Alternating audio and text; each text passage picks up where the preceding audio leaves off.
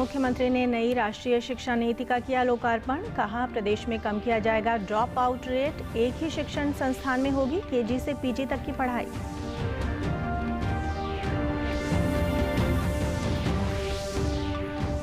केंद्रीय माध्यमिक शिक्षा बोर्ड का 12वीं कक्षा का परीक्षा परिणाम घोषित। 99.37% विद्यार्थी उत्तीर्ण। परीक्षार्थी आधिकारिक वेबसाइट पर देख सकते हैं परिणाम।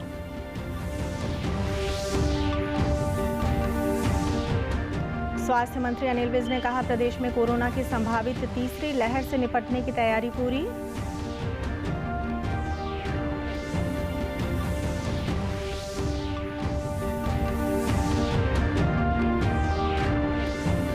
और Delhi Ahmedabad high speed rail मार्ग को लेकर गुरुग्राम में सार्वजनिक परामर्श कार्यक्रम आयोजित। दिल्ली से 4 घंटे में पहुंच जाएंगे अहमदाबाद।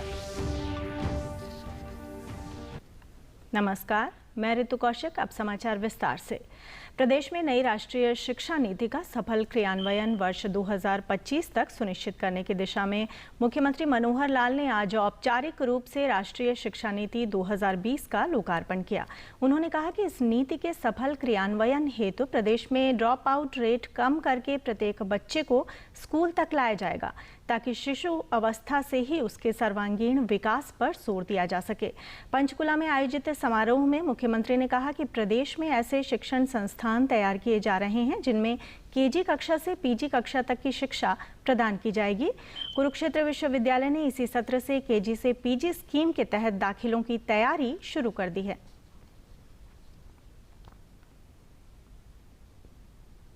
प्रदेश में ड्रॉप आउट रेट हमारा अभी साक्षरता के नाते से 82% साक्षरता मानी जाती है। सब बड़े मिलाकर, बूढ़े मिलाकर या बच्चे मिलाकर कुछ ना कुछ जो ड्रॉप आउट रेट है, हमारा लक्ष्य रहना चाहिए कि ये ड्रॉप आउट रेट 2025 तक 0 कैसे हो जाए। एक भी बालक ऐसा नहीं होना चाहिए जिसकी स्कूलिंग नहीं हो रही, और उसको हम ट्रैक करेंगे। मुख्यमंत्री ने कहा कि कौशल विकास के लिए प्रदेश में अलग विश्वविद्यालय श्री विश्वकर्मा कौशल विश्वविद्यालय भी शुरू किया है। इस विश्वविद्यालय में 34 डिप्लोमा, स्नातक व स्नातकोत्तर कार्यक्रम चलाए जा रहे हैं। उन्होंने कहा कि विदेशी विश्वविद्यालयों और विदेश में रोजगार के अवसरों से अवगत कराने हेतु महाविद्यालयों में अंतिम वर्ष के सभी विद्यार्थियों के निःशुल्क पासपोर्ट सहायता योजना शुरू की गई है। आज तो सामान्य दैनंदिन जीवन में भी चाहे छोटा काम हो, बड़ा काम हो, कौशल के विकास की चीजें चाहिए। तो छोटे छोटे ऐसे 800 से ऊपर कोर्सेज ऐसे हैं जो हमारे स्किल डिपार्टमेंट ने तैयार किए हैं कि जिनकी शिक्षा दी जा सकती है। कॉलेज में पढ़ने वाले विद्यार्थियों को पासपोर्ट दे करके भेजेंगे, ताकि उसके सामने अगर उसमें देश के बाद दुनिया में कहीं जाना भी है तो एक उसके पास डॉक्यूमेंट रहना चाहिए कि उसका मन अगर होता कि मुझे विदेश में भी जाना है, जा करके कुछ देखना है, सीखना है, काम करना है, तो ये व्यवस्था भी हमने कॉलेजेस में शुरू की है। फ्री पासपोर्ट देने की बात हमने की है। केंद्रीय माध्यमिक शिक्षा बोर्ड ने 12वीं कक्षा का परीक्षा परिणाम आज दोपहर घोषित कर दिया है। परीक्षार्थी सीबीएसई की आधिकारिक वेबसाइट पर अपना परिणाम देख सकते हैं। इस बार 99.37% विद्यार्थी उत्तीर्ण हुए हैं। इस बार 13 लाख से अधिक विद्यार्थियों ने परीक्षा दी थी, जिसमें 99.13% लड़के और 99.67% लड़कियों ने परीक्षा उत्तीर्ण की। गौरतलब है कि कोरोना महामारी के कारण इस साल सीबीएसई की 10वीं और 12वीं की परीक्षाएं रद्द कर दी गई थी। छात्रों को परिणाम मूल्यांकन फार्मूला से किया गया है। प्रधानमंत्री नरेंद्र मोदी ने केंद्रीय माध्यमिक शिक्षा बोर्ड की 12वीं कक्षा में सफल हुए विद्यार्थियों को बधाई दी है। प्रधानमंत्री ने ट्वीट करते हुए कहा है कि मेरे उन युवा मित्रों को बधाई जिन्होंने अपनी 12वीं कक्षा की सीबीएसई परीक्षा सफलतापूर्वक उत्तीर्ण की है। उज्जवल, सुखी और स्वस्थ भविष्य के लिए शुभकामनाएं। राज्यपाल बंडारू दत्तात्रेय ने आज जींद के आनंद कुमार शर्मा को हरियाणा लोक सेवा आयोग के सदस्य के पद पर नियुक्त किया।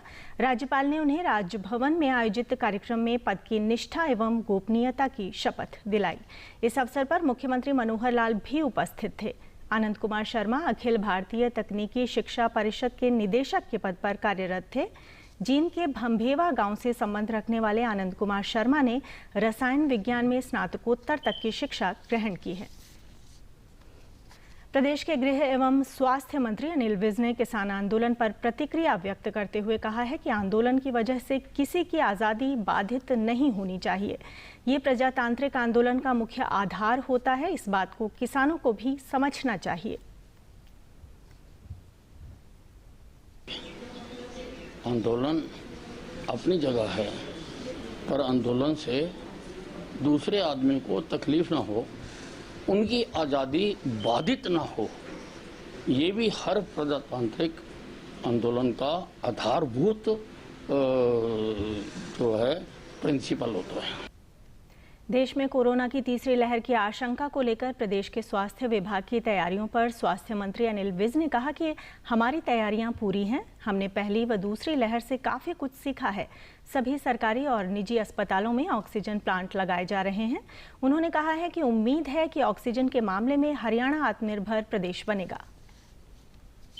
हमने पूरी तरह से गाँव हो चाहे शहर हो, हम पूरी तरह से तैयार हैं और हमने अपनी जो पहली दोनों लहरें आई हैं उनके अनुभव से हमने सीखा है। ऑक्सीजन की कमी जो दूसरी लहर के दौरान आई उसके लिए हम पूरा प्रबंध कर रहे हैं। हमें 40 PSA प्लांट तो प्रधानमंत्री जी ने दिए हैं और 139 PSA प्लांट्स हम खरीदने जा रहे हैं। National high speed rail corporation limited द्वारा आज गुरुग्राम में प्रस्तावित Delhi Ahmedabad high speed rail मार्ग को लेकर सार्वजनिक परामर्श का कार्यक्रम आयोजित किया गया। लगभग 872 किलोमीटर लंबाई का ये प्रस्तावित कॉरिडोर दिल्ली के द्वारका से शुरू होगा और मानेसर, बावल, रेवाड़ी, बहरोड, जयपुर, अजमेर, भीलवाड़ा, उदयपुर, गांधीनगर होते हुए अहमदाबाद में संपन्न होगा। प्रोजेक्ट के deputy team leader Vijay Sharma के अनुसार ये पूरा कॉरिडोर एलिवेटेड होगा, यानी मेट्रो की तरह 9 से 10 मीटर की ऊंचाई पर बनाया जाना प्रस्तावित है। इस कॉरिडोर पर हाई स्पीड रेल लगभग 350 किलोमीटर प्रति घंटा की रफ्तार से चलेगी और दिल्ली से अहमदाबाद मात्र 3.5 से 4 घंटे में पहुँच जाएगी।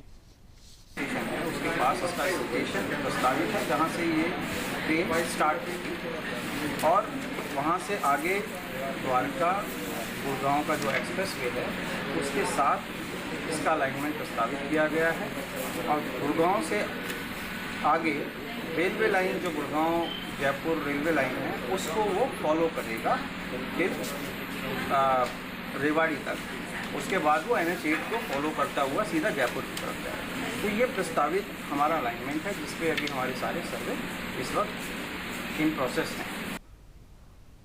DD न्यूज़ हरियाणा पर देश और प्रदेश से जुड़ी खबरों को विस्तार से जानने के लिए आप हमारे साथ फेसबुक, ट्विटर और यूट्यूब के माध्यम से भी जुड़ सकते हैं। हमसे जुड़ने के लिए आप हमारे सोशल मीडिया हैंडल को भी फॉलो कर सकते हैं। अब आप अपने मोबाइल फ़ोन से QR कोड स्कैन कर हमारे यूट्यूब चैनल पर सीधे पहुंच सकते हैं। युवाओं को नशे से दूर रहने के लिए प्रेरित करने के लिए भिवानी के पहलवान विजेंद्र सिंह अनूठा अभियान चला रहे हैं। विजेंद्र सिंह ने अपने शरीर पर 1550 बार हथौड़े का वार सहकर युवाओं का नशे से दूर रहने का आह्वान किया है। इसके लिए उनका नाम golden book of world record में नाम दर्ज किया गया है। उन्हें स्टील मैन की उपाधि भी दी गई है। पहलवान विजेंद्र सिंह ने कहा, नशे से दूर रहकर हम अपनी रोग प्रतिरोधक क्षमता बढ़ा सकते हैं। उन्होंने कहा कि वे पहले शक्ति प्रदर्शनों के माध्यम से युवाओं को जागरूक करते आ रहे हैं। अपना था कि देश और समाज के लिए कुछ करूं और मेरा एक जुनून था कि मैं देश और समाज के लिए कोई ऐसी मिसाल कायम करूं जो कि अपना भिवानी क्षेत्र में पूरे वर्ल्ड के अंदर अपनी भिवानी क्षेत्र का नाम हो और युवाओं को एक प्रेरणा मिले कि युवा जो है ना अपना ध्यान जो है नशे को त्याग कर अन्य ध्यान अपने खेलों में लगाएं, अन्य गतिविधियों में लगाएं। और सभी पेरेंट्सों से भी मेरी एक ही अपील है कि अपने आप बच्चों की संगत ज़रूर चेक करें, क्योंकि एक कहावत है, जैसी संगत वैसी रंगत। इस मौके पर भिवानी पुलिस उपाधीक्षक वीरेंद्र सिंह ने कहा कि पहलवान विजेंद्र सिंह ने लंबे समय से अच्छा अभियान चलाया हुआ है। उन्होंने दिखा दिया है कि नशे से दूर रहकर व्यक्ति ताकतवर व साहसी बन सकता है। और अच्छे कार्य किए हैं इन्होंने, युवा पीढ़ी के लिए प्रेरणादायक हैं। ये युवा पीढ़ी को प्रेरणा देते हैं कि बुराइयों से बचें, नशे से बचें, क्योंकि नशा जो है वो सभी बुराइयों की जड़ है और नशा के जितने भी अपराध होते हैं बिना नशे के कोई अपराध नहीं होता। तो नशा ना करें, नशे से दूर रहें, बुरी संगत से दूर रहें।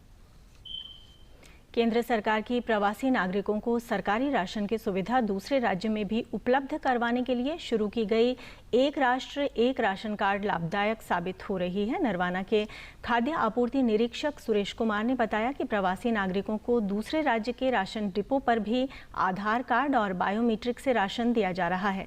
डिपो संचालक महेंद्र पाल ने बताया कि इसके लिए कार्ड धारक मेरा राशन ऐप पर पंजीकृत कर सकता है। पंजीकरण के बाद उसे वहीं राशन मिल जाएगा। सरकार ने वन राशन कार्ड की जो ये स्कीम चलाई है ना, ये बिल्कुल पूरे भारतवर्ष में लागू है। कोई भी आउट ऑफ स्टेट का आदमी दूसरी स्टेट से अपना राशन पात्र राशन कार्ड अपने राशन की लाभार्थी राशन कार्ड अपने राशन की सुविधा ले सकता है। ऑनलाइन सिस्टम है जी, सारे हरियाणा में कहीं भी सरकार की तरफ से राशन ले सकता है। और ये डिपो सारे हर डिपो हर मास राशन उनको देता है।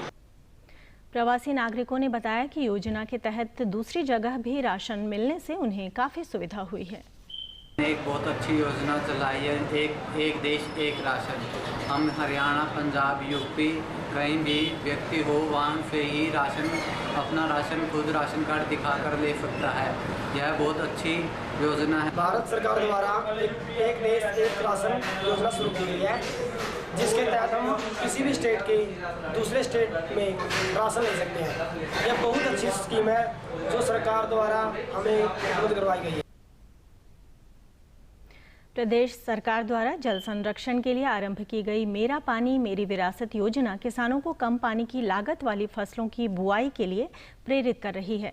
योजना के तहत किसानों को प्रति एकड़ 7,000 रुपए की प्रोत्साहन राशि दी जाती है। योजना के प्रति रेवाड़ी जिले के किसानों में काफ़ी उत्साह है। कृषि अधिकारी ने बताया कि किसानों को धान के स्थान पर दलहनी एवं तिलहनी फसलों की बिजाई करने और बाजरे के स्थान पर मूंग, अरंड व मूंगफली आदि की बिजाई के लिए प्रेरित किया जा रहा है।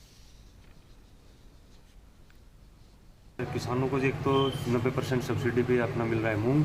उसके बाद किसान जो बाजरा की जगह अपना मूंग लगा रहे हैं उसको 4,000 पर एकड़ का भी फायदा हो रहा है और लगभग अब तक 250 क्विंटल के आसपास बिक चुका होगा अब तक मूंग।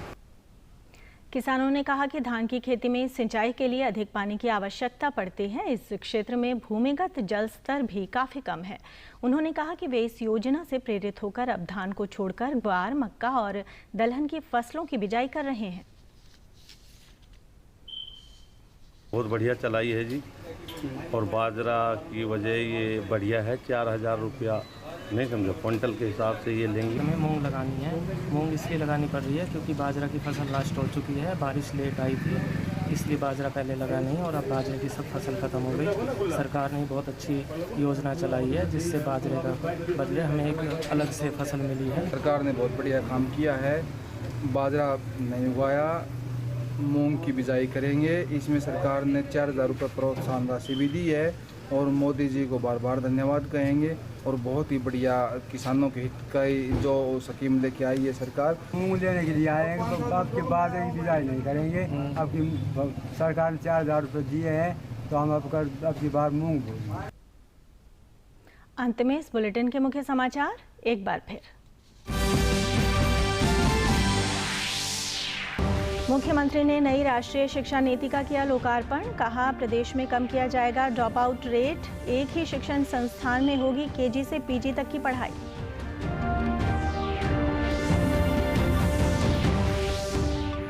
केंद्रीय माध्यमिक शिक्षा बोर्ड का 12वीं कक्षा का परीक्षा परिणाम घोषित। 99.37% विद्यार्थी उत्तीर्ण। परीक्षार्थी आधिकारिक वेबसाइट पर देख सकते हैं परिणाम।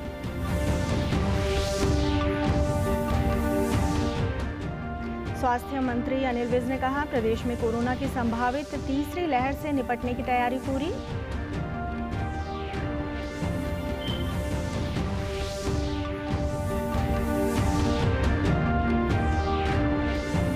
और Delhi Ahmedabad high speed rail मार्ग को लेकर गुरुग्राम में सार्वजनिक परामर्श कार्यक्रम आयोजित। दिल्ली से 4 घंटे में पहुंच जाएंगे अहमदाबाद। सभी दर्शकों से अपील है कि आप जब भी घर से बाहर निकलें तब मास्क ज़रूर पहनें, 2 गज की दूरी बनाए रखें और एक नियमित अंतराल पर अपने हाथ धोते रहें। और अगर आप पात्र हैं तो टीकाकरण अवश्य करवाएं, तभी आप कोरोना महामारी से बच सकते हैं।